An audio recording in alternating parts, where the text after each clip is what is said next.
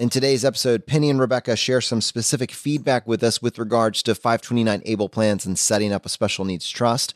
Then we get a chance to roll out Brad's Barrett profit and loss statement, a useful tool when calculating your savings rate. Welcome to the ultimate crowdsourced personal finance show. This is your Friday Roundup. You're listening to Choose FI Radio.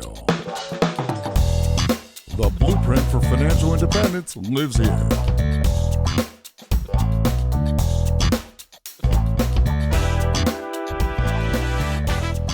If you're looking to unlock the secrets to financial independence and early retirement, you're in the right place. Stay tuned and join a community of like-minded people who are getting off the hamster wheel and taking control of their lives in the pursuit of financial independence. Choose FI, your home for financial independence online.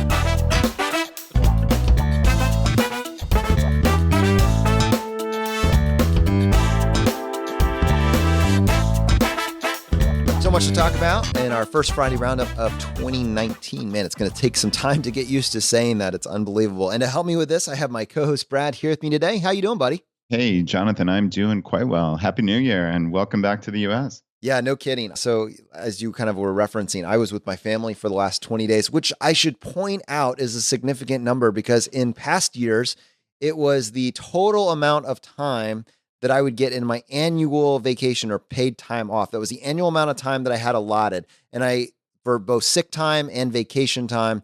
And I certainly wasn't allowed to take it all together. But this year, for the first time ever, I was able to take 20 days and spend it with my wife's family in Zimbabwe. We had a truly African Christmas.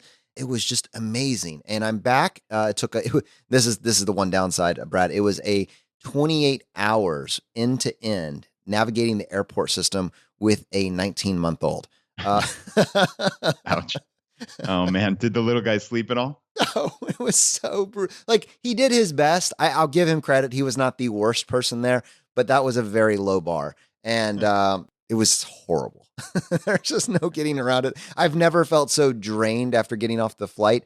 We were on Ethiopian Airlines, and to their credit, it is a wonderful airline. They did a fantastic job. I was very happy with the service, but 28 hours end to end with a 19-month-old, not a fun experience. Yikes. And then you're recording 24 hours later. So, well, welcome back. I'm very impressed that you can even talk and put coherent sentences together. So that's very cool. Well, Brad, I think that just kind of indicates how excited I am about this show every single time that we get ready to do this. It's truly my favorite part of the day. Tell us a little bit about the past couple weeks for you. Did you have a nice family vacation? Yeah, I really did. And I actually had my own vacation since you were out of the country. So I didn't have to. Our vacations do tend to be aligned. Yeah, it worked out really well. So yeah, we had front loaded a bunch of Friday roundups. So we haven't actually recorded in almost a month, which yeah, it's pretty wild. But yeah, my family and I, we had a great time. Mostly low key. We actually did travel up to Long Island, New York to visit our extended family, but it was just a really short trip, but it was nice. We got to spend Christmas Eve with Laura's family and then Christmas Day with my family. We got to each see a bunch of longtime friends we hadn't seen in years. And the girls got to see their cousins. So it was just a really nice time. And yeah, Jonathan, you'll love this. We got 12 new board games and card games for Christmas. 12 board games? Yeah. Not exactly the most fi thing we could do, but we are kind of like slowly introducing them actually. So we've started out with a game called Sushi Go, which I'm not sure if you've ever heard of, but it's yes. Okay, cool. Yeah, it's a past cards game and really quick. It probably takes sub 10 to 15 minutes once you get the hang of it. So that's a nice little one. And then we actually just got Splendor, which have you played that one? I had purchased this game at the beginning of last year. I tried to play it myself, but was having trouble getting through the rule book. I actually, there was a special one and I actually got it for the iOS device and I was playing it on the flight and it was phenomenal. I love it. So now I actually can't wait to go back and play the game that's actually on my shelf. That is a absolutely fantastic game. Oh, wow. You're kidding. So you literally just started playing it on the flight, like the 28-hour flight yesterday? Yes. Before you told me that you got 12 board games, I was actually playing that game. It was, that's funny. It got me through about 2 hours of the 28-hour insanity. Yeah. Okay. Well, yeah, we absolutely love it. We're just bombing through like game after game. I think we opened it 4 days ago. We've probably played it 15 to 20 times at this point. So yeah, it's really, really cool. And, that's just the nice thing about kind of like our little lives here. We just have this nice family time, and we haven't done anything spectacular. The girls were off for a couple of weeks, and I really can't point to like any remarkable thing we did other than, like I said, going up to New York. But it was just a really good time. And yeah, sadly they go back to school tomorrow, and we're kind of back to real life. All right. So dare I ask, that was 2 of the games, and in particular with Splendor, that one I personally can highly recommend. I'm curious that you said 12 games. Do you by any chance recall the names of the other 10? All right. I actually did write them down because I had a sense that you might ask me this. So Laura is actually a member of this like Facebook group where she scouts out all these games. So she did a bunch of research in this. So we got, I suspect a lot of these will be familiar to you. We got Santorini, Azul. We got Catan Dice. So it's like a quick dice game instead of playing the full out Settlers of Catan game. We got Zeus on the Loose, Cover Your Assets, which is some like financial-ish type game. We got Lost Cities, Dutch Blitz, Flux, and then a couple of random ones for the kids. They got Battleship, which I guess is kind of an old school game, and this Super Mario card game, which is probably ridiculous. We have no idea anything about that, but we had gotten that little NES classic a couple years back, and the girls just love playing the old Mario Brothers, so kind of got that for them for just a fun little thing. That brings us to 12. Well, you guys are going to be busy for quite some time. I've heard good things about Santorini too. Of the ones on that list, that's the only other one that I am familiar with. But cool, man. Thanks for sharing. All right, man. Well, let's go ahead and hop into this past week's episode and talk a little bit about this kind of complicated idea of planning for your child's special needs and knowing what vehicles are out there to make this process a little bit easier. I was very grateful for William for distilling this because frankly, this is not information that is easy to find. This isn't something that you can just, Google. It's not going to work right away. You're going to have to do a lot of research. And I think by him setting the frame, it tells a compelling story, and it gives you a place to send people if they're saying, I know this is something I need to look at either for my child, or I know somebody that's grappling with this, but I don't know where to send them, where to start. I think this does it for us. And I'm going to be very interested to get your feedback on this episode as well. Yeah, I agree with you. For me, I have no insight into these accounts or these trusts, but William gave me a starting place, and the 529 ABLE, the special needs trusts, I had never heard of these things. So, I mean, he went into great detail, and frankly, it was over my head just because I have not researched this at all. But now anyone in the future can start there. And I think he gave really interesting insights and actionable tips, even like the special needs trust, right? He was saying it gives him an ability and people an ability to shield money from your child, in essence, so they can still participate in things like Social Security, disability, and Medicaid, and not be kicked off because they have access to a lot of assets, right? And you talk about the value of trust generally.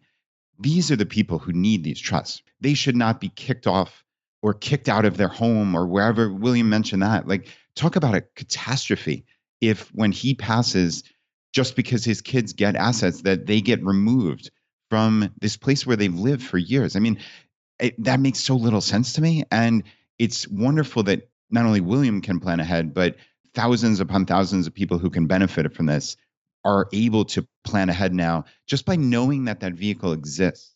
Yes. And talking about flexibility, you have to do this forward planning for them.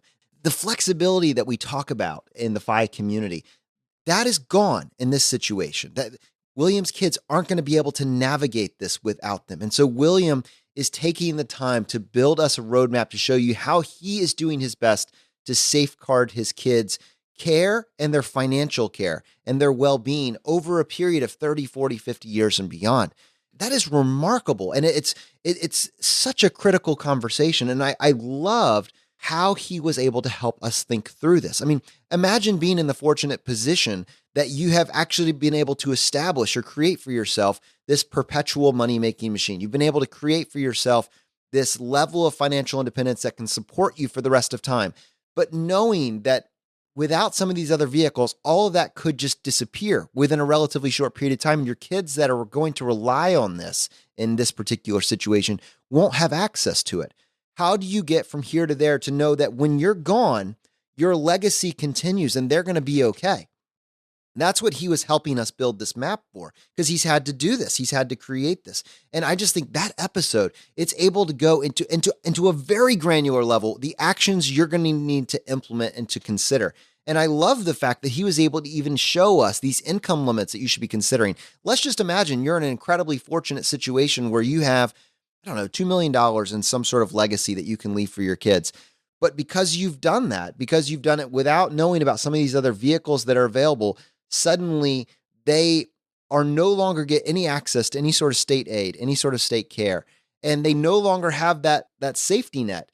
That's scary. It's very scary for them. And so he's helping us think through, for individuals that have to deal with this, how do you take care of yourself? And then once you have yourself okay, how do you make sure that the individuals that are going to be relying on this legacy are going to be able to benefit from it? And I think if you piece together, okay, first, build up your investments, develop a savings rate. You got to create this first, right? It doesn't come out of nowhere. You have to build this. And then once you have it, learn how to navigate the 529 ABLE, learn how to navigate special needs trust, learn how to do the timing of this. He indicated to us that the timing of this is critical. Like, you want to set up your special needs trust now, but you don't want to fund it now. This was a really, really key point, because trust fund babies, quote unquote, right? Trust fund babies and trust, this is going to be taxed at essentially the highest marginal tax bracket, that all the tax brackets are incredibly compressed. So you don't want to fund this thing and have to pay those tax brackets until you actually need it. And the key to this whole process is to fund the special needs as part of executing your will. That was a massive insight for me. And I think that's going to be valuable for a lot of people that are listening to this. Yeah. And you also use the phrase there, think through. I think that's the big takeaway for me. And it should transcend just this particular situation and should be applicable to everyone in the FI community, is think through your situation. There are quote unquote rules, right? Like we jokingly say, oh, max out your pre-tax buckets. That's what Jonathan and I, as podcasters, speaking very generally, would say. That said, if you're in a 0% marginal tax bracket, then you probably want to max out your Roth IRA, right? So when we're talking in generalities, it's easy to try to give our best advice, but every situation is different. And William's talking about this very specifically. He's moving his money now to Roth IRAs, since, like you said, Jonathan, the trust, that tax bracket's going to be the absolute highest. William was saying 35% or higher. And he said, quote, I've tried to shelter their assets from taxes just as well as I've tried to shelter my own. Sometimes that might mean doing something different than you've done all along. Of course, it's situational, and I can't give any of the thousands of different options right now. And you have special circumstances that are unique to you. Yeah, and that was a part of it. I mean, if someone were to go kind of parse that information, the little bits that were in there was the 529 ABLE plan is going to be basically the place to start for most individuals that are hearing that and applying that to their situation. But there's some limitations on the 529 ABLE, because you're always balancing this in the fact that at some point your assets can then hurt your ability to qualify for state aid. And so with the 529 ABLE plan, in that case, the limitation was $100K in assets. So it makes sense to start there and fund that account until you're approaching that $100,000. And then once you're exceeding that, that's when the special needs trust came into play, and it gives you a way to fund much more than that. And William was making the kind of obvious point that based on the 4% rule, $100K in assets isn't going to be enough to support a lifestyle that's going to require significant care and assistance. And you know what, Brad, I wanted to take a second to talk about a comment that we got from CastBox. We actually have a fair number of people that use this application to listen to the podcast. And what's cool about it is it actually lets you leave comments on specific episodes. And this one was a follow-up on the episode with William. And this is from Rebecca. And she says, I love your podcast, and this episode is especially poignant for me. I'm the mother of a special needs son, and this has been weighing on me for several years. Initially, we had a 529 account for him, and we wanted to rotate it into an ABLE account. However, the state had one, and so did Fidelity.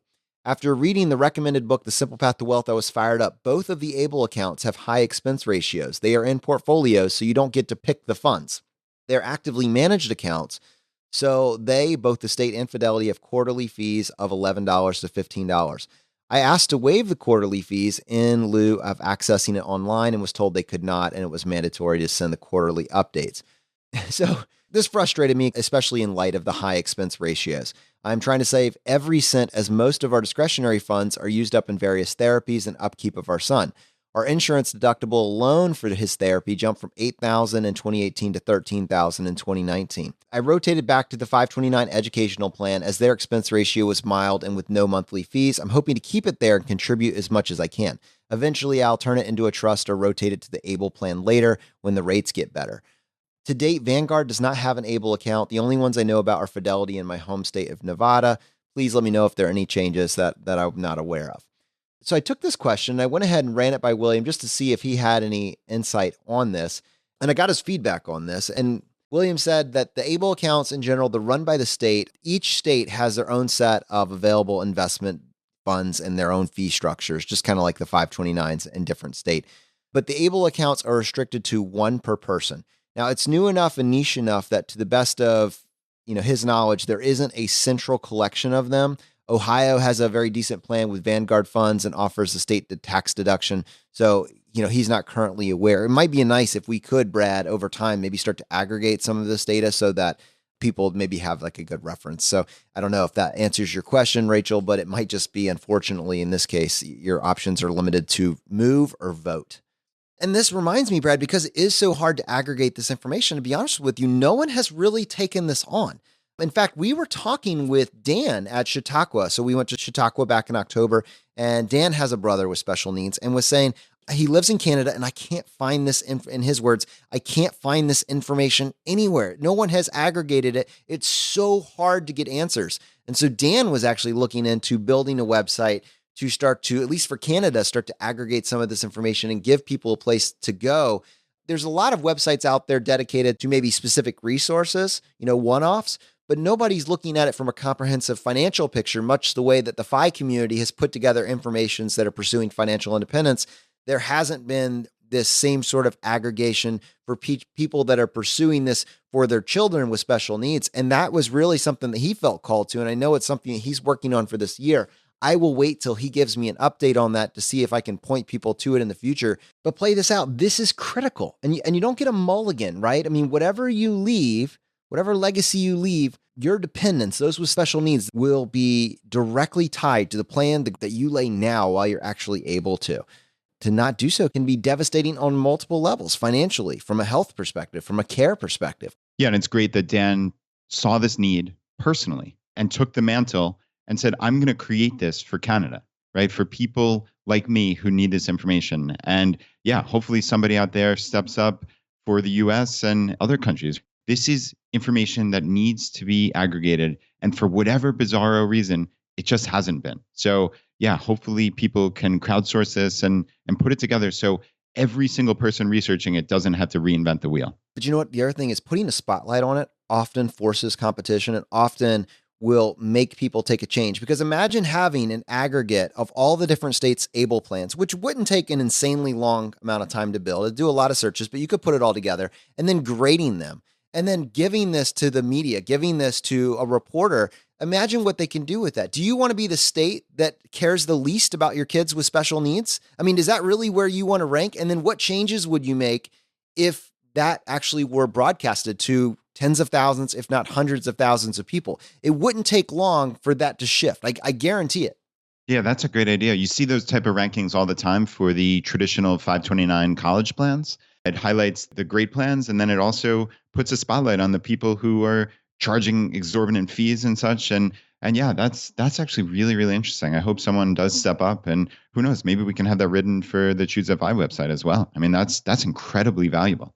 Oh man, I love it. Together, minds come together and things will happen. That will be a goal for this year. I think we can definitely help with that. And at bare minimum, if someone has already done it, if you email us the work that you've done on this, we would love to publicize it for you. I can't think of anything that would be more excited to share on this show.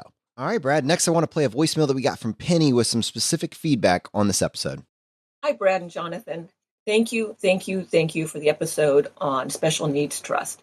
I actually have a special needs trust. I was on disability for 16 years, and SSI, Medicaid, food stamps, heating assistance, you name it, I was on it. During that time, I honed my naturally frugal nature to being able to squeeze quite a bit out of each penny. Since then, I'm very happy to say that my health has improved. And for the last 12 years, I've been working in a full-time professional career. But I started working at 40, and so was always looking to try and figure out how much money I needed to save to have a reasonable traditional retirement. About 2 years ago, I stumbled into the financial independence community, and I haven't come up from the rabbit hole yet. In the meantime, a couple other things. I'm taking care of my dad, who has vascular dementia and is in assisted living. I'm fortunate that his finances are not a concern. His long-term care insurance is paying out, and he has a good pension. My mom, on the other hand, had to take an early retirement because of health issues. And so I'm planning into my plans, financial plans, to help her financially starting in a few years. So again, thank you for bringing up these issues of disability and how to take care of family members. I think it's a topic that is often overlooked, at least in the discussions I've been seeing in the financial independence community. Thanks again, and the fire is spreading.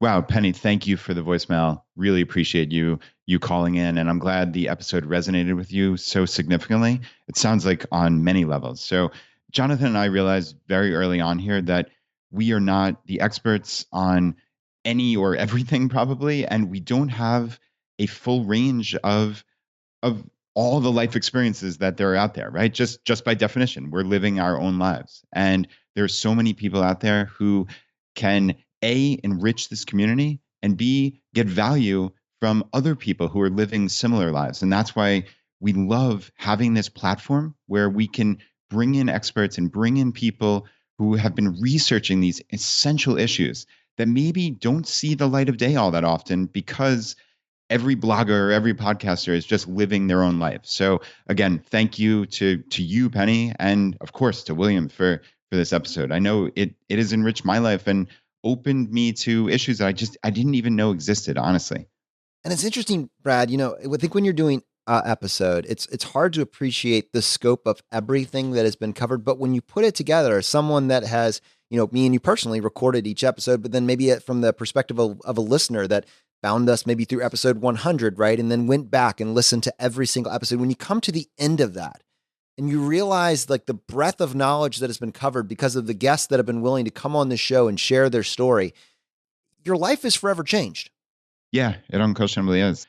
I know obviously it's impacted us significantly. Hopefully it's impacted many, many tens of thousands, hundreds of thousands of people. And it's funny, Jonathan, because we actually had some people over yesterday, and I guess some of my friends do listen to the podcast, and some really had never even heard of it. And they asked me, where do you get started? And like you said, we've been sending people to episode 100 now, or we used to send people to episode 21 and 38, but that's almost not good enough in a sense for me, because it does build on every single episode, every single guest, all these experiences that people bring. Like, I hope that people go back and listen to every episode, even an episode like this, Jonathan. The title was Special Needs Trust, setting up a special needs trust. I suspect there are people who saw that title and maybe didn't listen because they thought that it didn't apply to them. But there's always those actionable takeaways. And, I wonder if somebody listens to William's story and says, well, this is an outlier, somebody that made this choice. I would say that if you're in this community, this is almost a predictable path because you've built into your life options. I love that William saw the path that Scott Trench from Bigger Pockets, who, by the way, Brad, is he now the CEO of Bigger Pockets? That's a little sidebar there, but I think I just saw an announcement relatively recently. Yeah, every time I get an email from Scott, in his signature, he has a new title, and it's like higher and higher up. So yeah, I think he's reached the top now. I think that is the top. You can't go higher, right? That's the top. Congrats, Scott, if you're listening to this episode. But back to this. This is the inevitable outcome if you've built options into your life. And William heard Scott's story and heard the actionable takeaways from Scott's story and said, all right, I don't really have to work for this current employer for the money anymore. I'm doing it because I'm getting value and enjoyment from it. And frankly, I'm not really present anymore. I'm kind of present in these other opportunities. Is there a way for me to create a position for myself in something that I find myself very passionate about? Hearing that out, this is exactly what he did. And he's crafted a life for himself that doesn't involve going down and sitting on a beach, drinking your pina coladas, which, by the way, for those of you that are enjoying that, more power to you. I'm not judging you for it. I'm just saying for him, that wasn't it. He was looking for more and he found something. I think he uses the line, Brad, he tells me, I retired from corporate America. Is he retired? No. He's probably working just as hard on various other projects between what he's helping us with and what he's building on his own. He's got plenty of things that are happening right now. But these are all activities that bring value to his life. Will the Internet Retirement Police, this nebulous body out there that tells you, well, you're not really retired, will they call him out? Yes. And I guess they should. But in my mind, it's not what are you retiring from, it's what are you retiring to. And I'm perfectly happy with you redefining retirement and saying, you know what? I am focusing on the activities that bring joy into my life. They may or may not bring money along with that, but if they do, I'm okay with it. Yeah, Jonathan, it is financial independence. It's not retiring early. It's once you have that space, once you have that financial independence, you can find your passions, right? And William clearly did. He, as he said, when he was goofing off, right, quote, goofing off, he found himself in fire communities. He found himself helping. That was his passion, right? He discovered that. And that's the beauty. He didn't dislike his job. I mean, he described himself as a computer programmer. That's what he is at his heart. But he wanted to explore that on his own terms. He's describing also like why he left his job, right? He had reached FI technically for 4 to 5 years, but he looked at it and said he only got 2 weeks of vacation and it wasn't enough. Quote, I was feeling like I was a really good employee at the time, but not delivering up to the standards of being a good dad. So that's where early retirement surfaced, where I could be enjoying the limited time I have with my kids when they are young, rather than being so focused on work. And I mean, he was very clear. He really enjoyed his employer. They were extraordinarily flexible and great to him during the last handful of years. So this was not like, I hate my job, I'm running from it. It's quite the contrary. He found his passion and he ran towards it. That's the beauty of FI. And Brad, in the episode, I mentioned that William is like a go-to source for me for very technical information. Like when I have a question about how to do something, how to implement something, this is a guy that I go to immediately. And I have personally gotten so much value from his answers, both ones that he has answered me directly, but also people on the Facebook group whose questions I've seen him answer, that I knew the show, Choose FI, the show, would benefit from him being a recurring figure on these Friday roundups. So one of the things that we're going to be doing going into 2019, I'm not really telling you this, by the way, Brad. I'm telling our audience. I know you already know this. This is more just of a dialogue back and forth. But one of the things that we're going to do is we're going to take the more technical questions that we get and we're going to give them to William and give him a chance to do some research on them, give them a chance to thoroughly prepare. And then we're going to turn those into conversations on upcoming shows. And it's going to allow me and you to really use this platform to answer questions that maybe we would have been a little scared to touch, maybe in 2018 or 2017. But in 2019, right, this year, 2019 goals, we're hopefully going to get the opportunity to tackle much more technical questions on a regular basis as part of a conversation on our Friday Roundup format.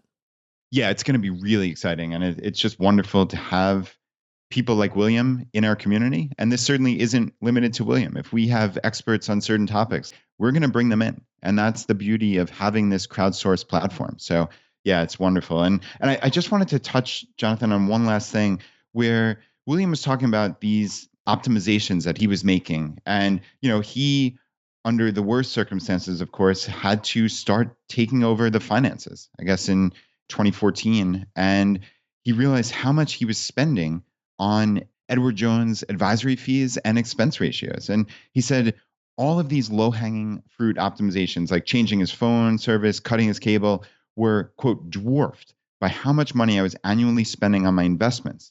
And so that's when I started realizing I needed to do a better job of being my own captain of my long-term investments.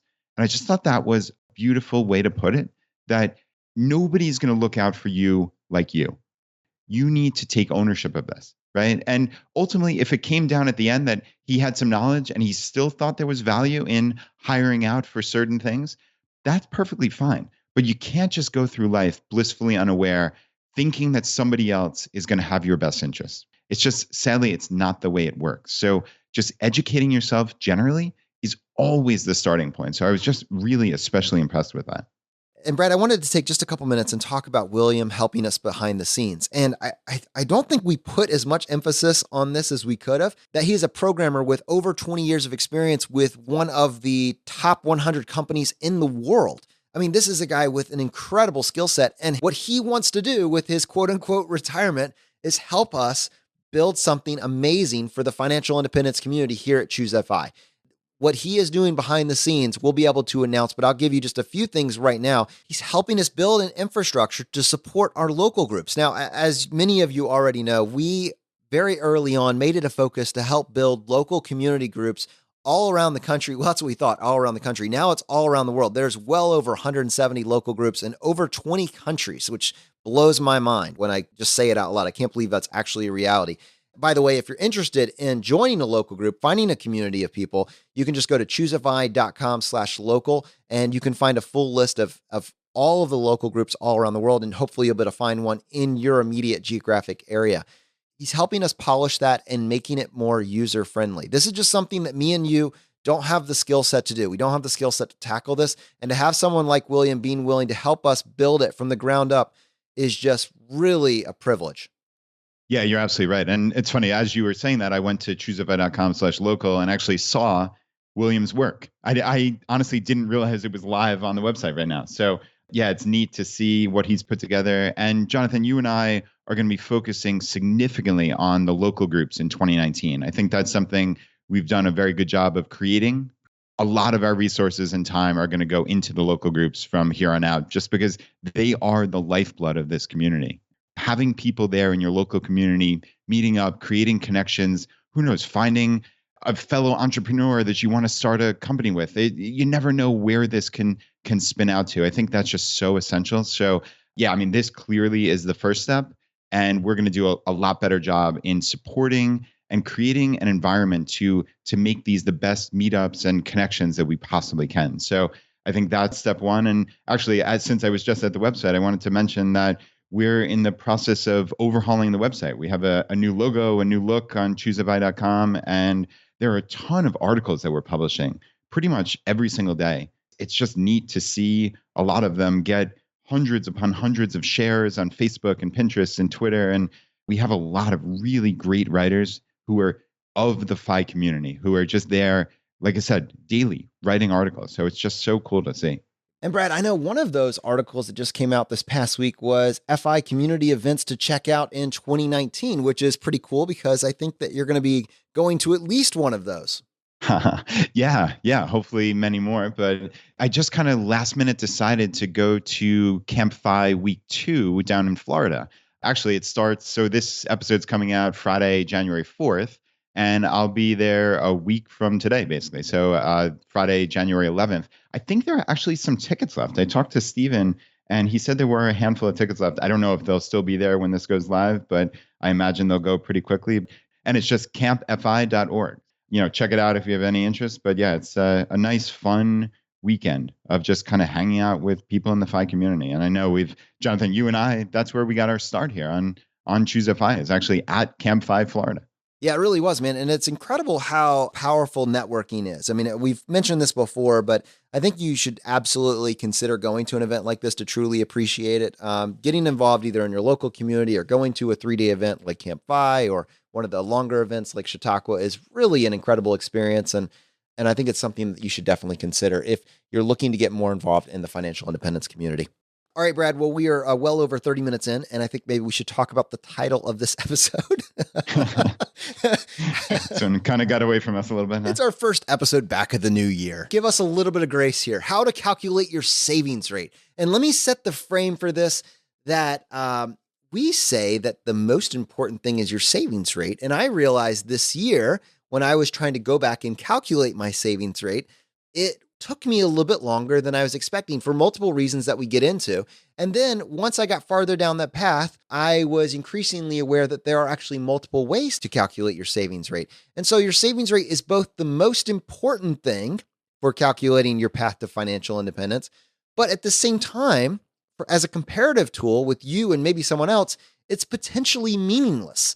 That was kind of like a aha moment. And I thought as a result of that, it would be worth me and you having a little dialogue to discuss how to calculate your savings rates, the kind of the different ways of doing it, and then what does it actually mean? Yeah, no, I think it's a good topic, but I also think this is one of those topics that are fraught with peril to some degree because people line up on different sides of like, oh, that counts as savings rate or that doesn't, or oh, your calculations should start from here. And I think this is just a loose framework of maybe how you and I approach it, right? Yes, like I would say this is not the way or the only way. This is just our way. Because frankly, I'm just going to take whatever ideas you have and then make it my way. That's why I can say our way, because I need a process. This is going to be our way to calculate our savings rate. And I think for many people, they will get value from it. Yeah, no, that sounds good. And I think probably the starting point is how you track your finances. Before we even get to savings rate, it's, when we're recording this, it's January 2nd. And I know I just did my year-end financial statements. So I'm curious, like your starting point. Do you track your finance? I know you use Personal Capital and I do too to some degree, and that's all well and good, right? But do you track your finances in any other way? Well, probably not to the same depth as you. I use Mint to track my spending and categorize everything over the year, and I use Personal Capital to track my net worth. So I have a pretty good net worth measurement, and I have a pretty good, consumption measurement with Mint. As we will highlight, I'm maybe missing a few other details that would make it easier to calculate my savings rate. Yeah, so basically I run these side by side, my consumption through Mint and track my net worth through Personal Capital. And then I would just bring in towards the end of the year, maybe my W-2 or last pay stub of the year. I try to use all of that to come up with the variables that I would need to use to calculate my savings rate. But for the sake of the show, I realized that I'd kind of like to get a more refined process, which is what drove this. And so I'll give the floor back to you because I want to hear more about your financial statements. But I just wanted to set the frame that when people say savings rate, there's actually like 3 or 4 different equations that could be referencing. And it can have a profound difference on your actual percentage. And this is important. I'm going to reference actually a little bit of this from an article that Big Earn from Early Retirement Now wrote back in 2017. And I'll put a link to it in the show notes for today's episode. But your one way to calculate your savings rate could be on your gross total compensation, everything that shows up on your W-2 and some that maybe doesn't, and divide that by how much you saved or invested in all of your various accounts. Now, this may be the most accurate, or it could be artificially low, especially if you're comparing it to maybe savings rate 2. Maybe somebody that is actually just looking at the take-home pay. This is the classic Mr. Money Mustache. He has a classic post on calculating your savings rate. It's just based on take-home pay. Now, there could be a potential problem with this in that if you're just basing it on your take-home pay, it does not account for your pre-tax investments, right? I mean, you're not calculating what you're putting into your 401k or something else. If you have this very basic equation where your savings rate is what you save divided by your total income, the question is what makes up the save versus what makes up the income. That's the whole problem. And so if you're basing it on your take-home pay, you're saying your take-home pay is just what you saved plus whatever's in your 401k. But then in the denominator, right, what you made, you don't include what you put in your 401k. It's going to artificially inflate it. And again, you can reference this article if you want to see kind of how that worked. But I tested it, and it makes incredible differences in your savings rate.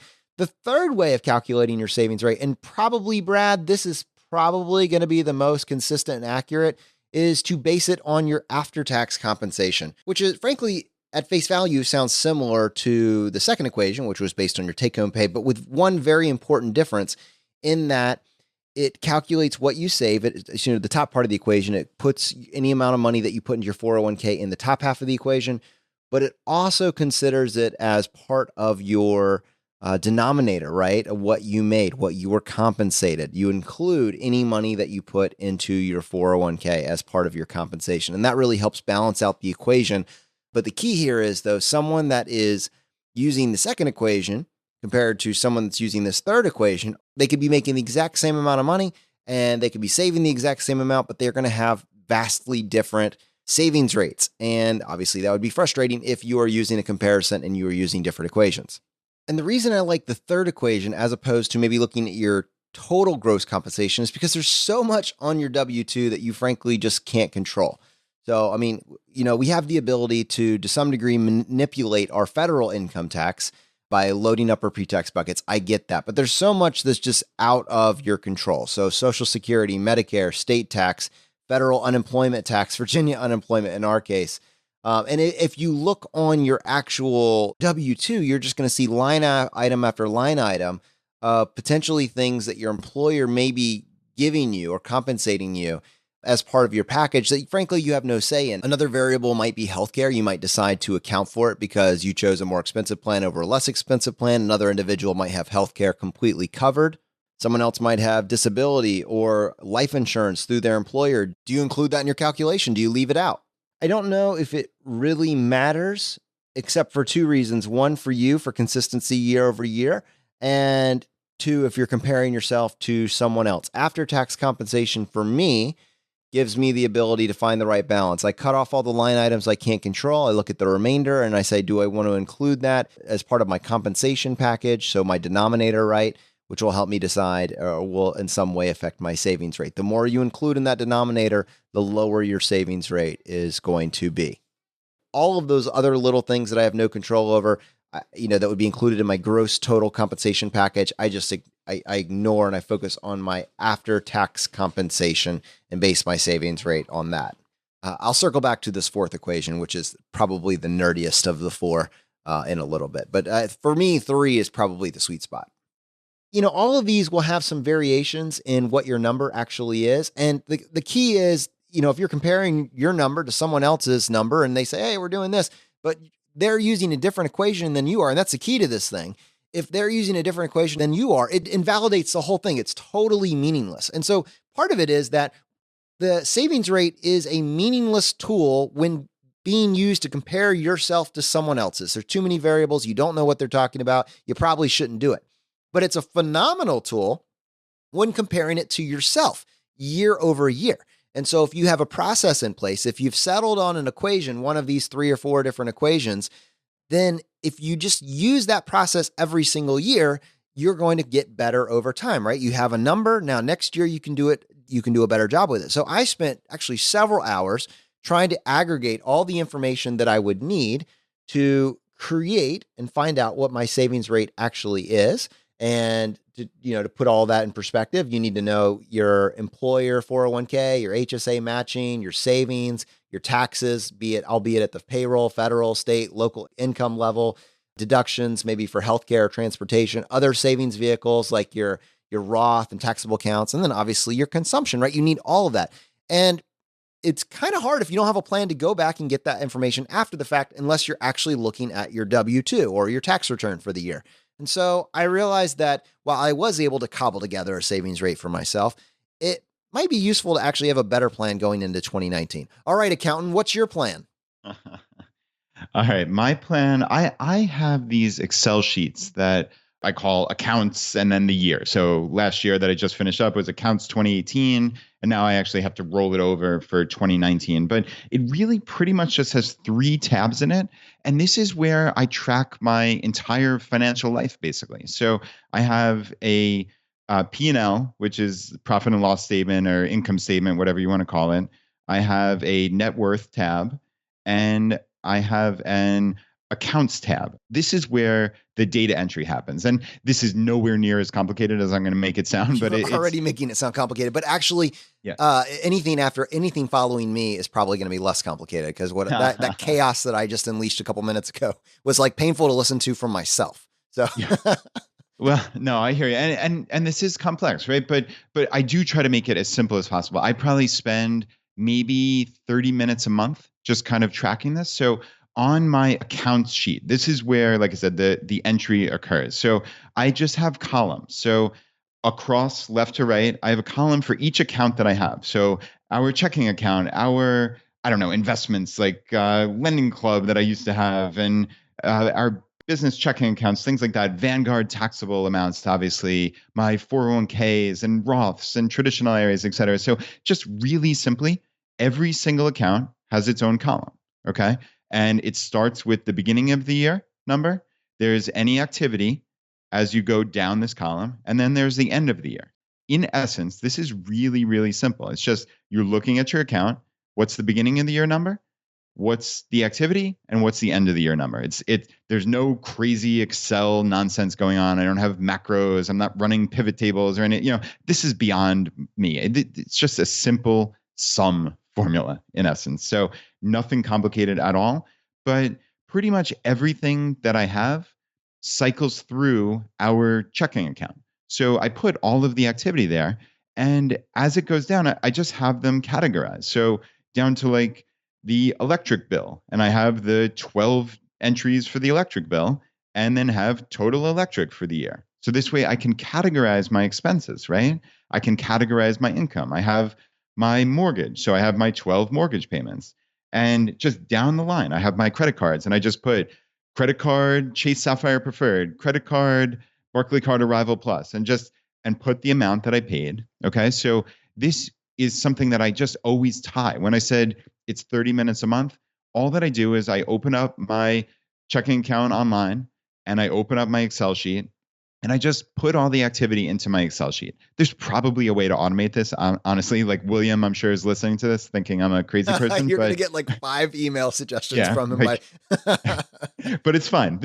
There's something about actually doing this myself. And it's interesting because I listened to a recent episode that Paula Pant put out on Afford Anything. And she actually described doing something like that also, that once a quarter, she puts everything into Excel. And she described it as this almost like, I don't know, cathartic maybe way of just like really feeling your finances. So I instantly related to that because that's exactly what I get from this. I know I can automate it. I know, like I said, William's head is exploding right now, but I get value from this. So if it's only 30 minutes a month, I can deal with that, right? So that's my mean sheet. And then naturally, any transfers that occur, like I just account for them, right? So if I had money in my checking account and I want to send it to Vanguard, well, I just put a minus in the column for my checking account and a plus in the column for Vanguard.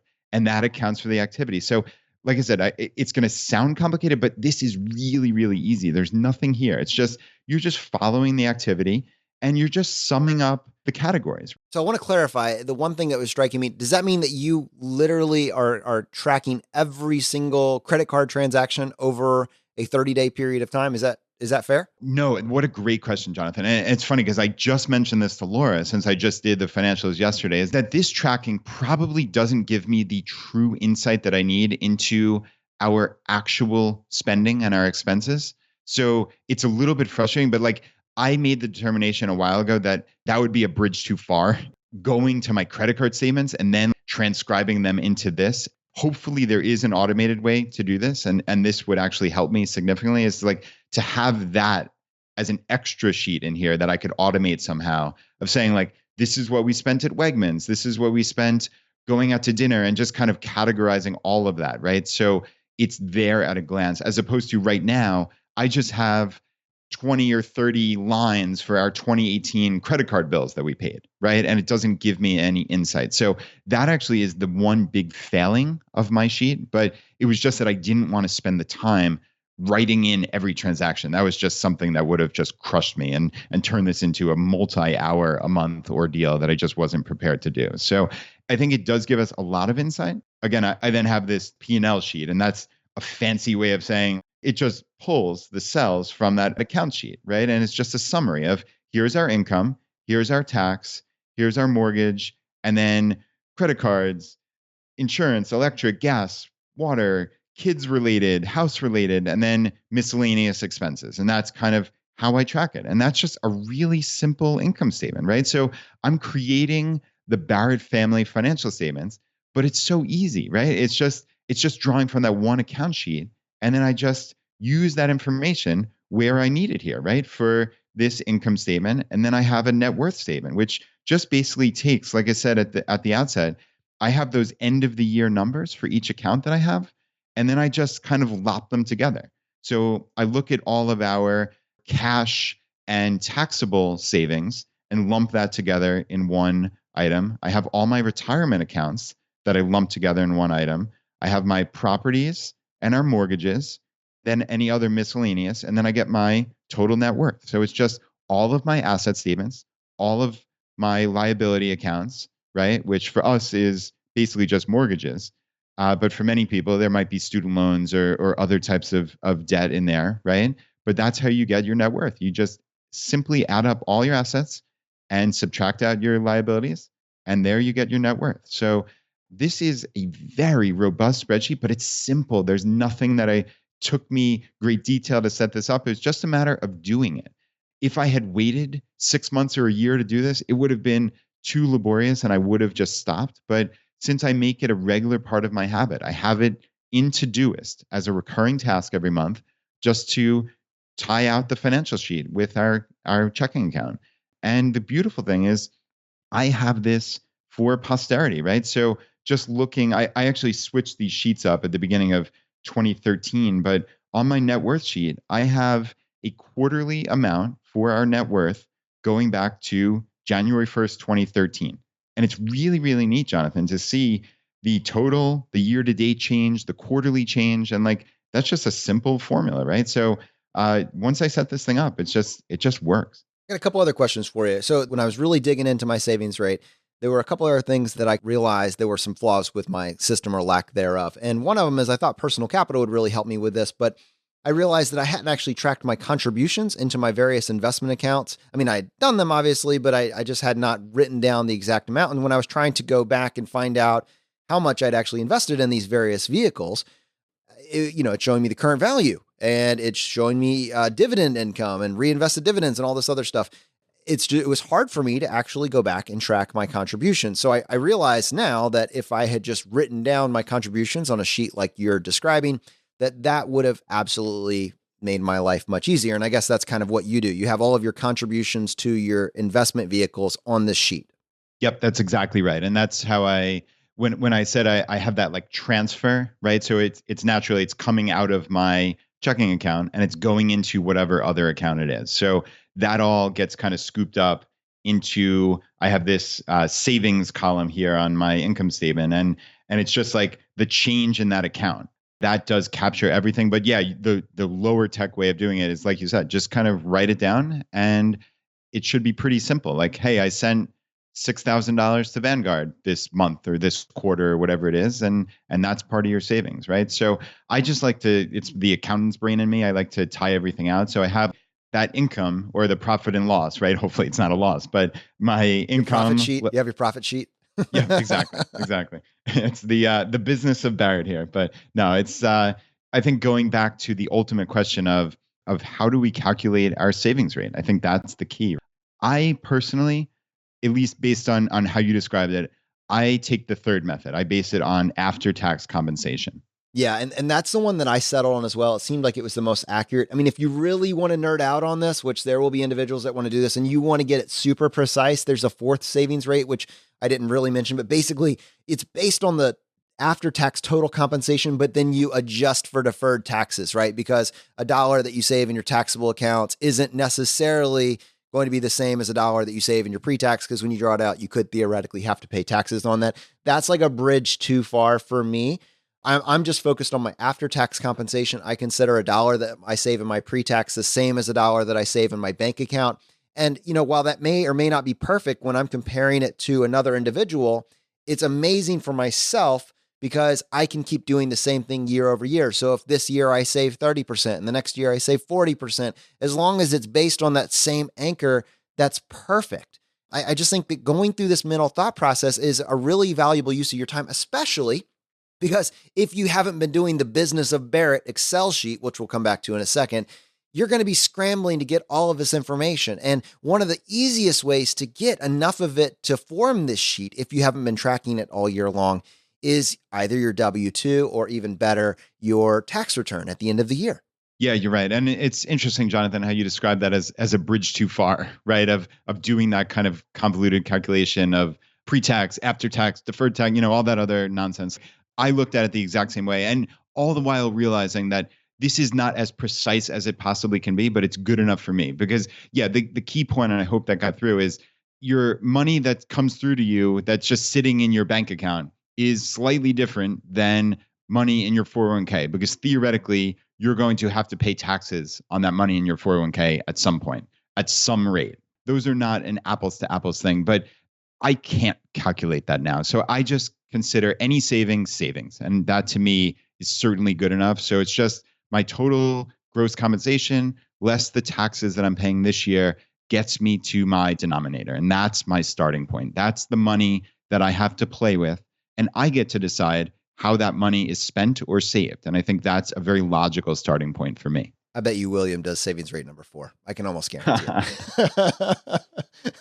All right. Hey, we will continue to create more resources around this. I think that this is an important conversation, and you can't at the same time say the savings rate is the most important thing, and then the second, not talk about it at all. So I think this is just how I would do it going forward. And I would tell you the two things that I ran into when I was trying to create this for myself was, one, tracking your consumption and then divvying up whether or not you're considering that a true consumption or something.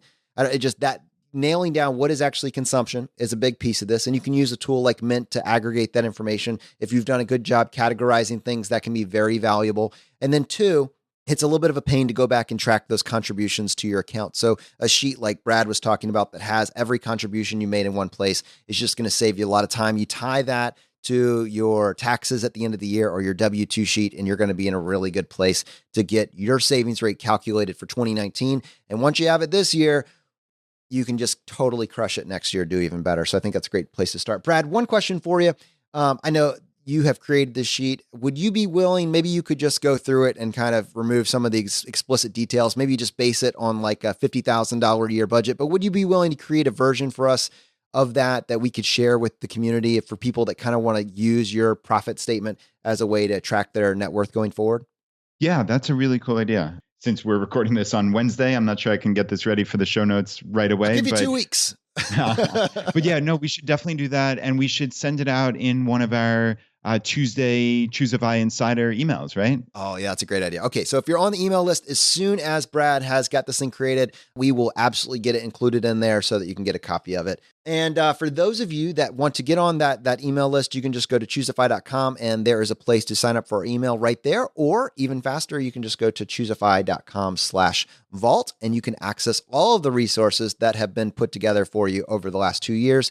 That's choosify.com/vault, VAULT. Yeah. And Jonathan, just 2 super quick things. I actually do include my payments to mortgage principal and any debt payments in my savings rate. So I think this is something that people kind of have questions about or differences of opinion, but I look at anything that increases my net worth as savings. So I take the mortgage principal amount of my actual mortgage payment each month and include that as savings. So if I had student loans, I would do the exact same. Any amount that went to principal that increased my net worth, that would count as savings for me. And also, we did mention very quickly in passing Personal Capital. That's a really robust tool that you and I both recommend significantly. And yeah, if anybody's interested in signing up, it's just choosify.com/PC for Personal Capital. Choosify.com/PC. Yeah, if you want to avoid all the craziness that Brad was talking about with this profit loss statement, you just want to track your net worth, Personal Capital is your best friend. It does a remarkable job. Unfortunately, as I came to realize, tracking your savings rate, it leaves a little bit to be desired. And that's where Brad's system is definitely better. And I'm going to hop on that bandwagon too. All right, guys. Well, unfortunately, that's going to bring this episode to a close. Now, as you know, we like to finish every episode by doing a drawing for a copy of a book that we have found useful. There's 3 books that we offer. The first is J.L. Collins' book, The Simple Path to Wealth. The second is Dominic Cortuccio's book, Design Your Future. And the third book from Vincent Puglisi, Freelance to Freedom. If you want to enter the drawing to win a copy of one of these books, all you need to do is just go to choosify.com/iTunes, follow the instructions there, and leave us a short written review. Send us an email to feedback@choosify.com, letting us know that you left a review and what screen name you left it under. We give away 1 book for every 5 written reviews that we get, and we announce a winner on the Friday Roundup. Brad, how many winners do we have today? All right, Jonathan, we have 2 winners today. And the first winner is Boyd. And Boyd said, "You guys are brilliant. We are still a few years away from reaching 5, but so many things you guys are talking about I've had success with, such as taking our family to Disney on travel points or learning the life hacks like how to replace my roof shed. I felt like a loner sometimes trying to figure these things out. You guys have put it to words, and more importantly, it is a community of like-minded people who feel that they have so much more to give than being stuck on the hamster wheel. Way to go and keep going. Friends from Canada."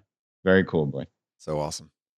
All right. And Jonathan, the second winner is Vincent. And Vincent says, "Best financial independence podcast around. I binge listened to your entire podcast in a few weeks. Physicians are notorious for making bad financial decisions, but your podcast encouraged me to think outside the box.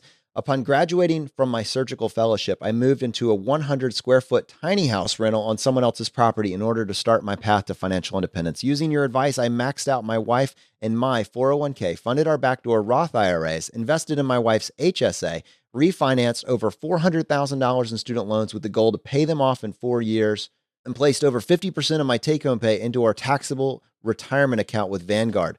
Brad and Jonathan work remarkably well together to produce interesting content, to ask interviewees the right questions, and to lead a movement that is revolutionizing the way people early in their careers will view life in retirement.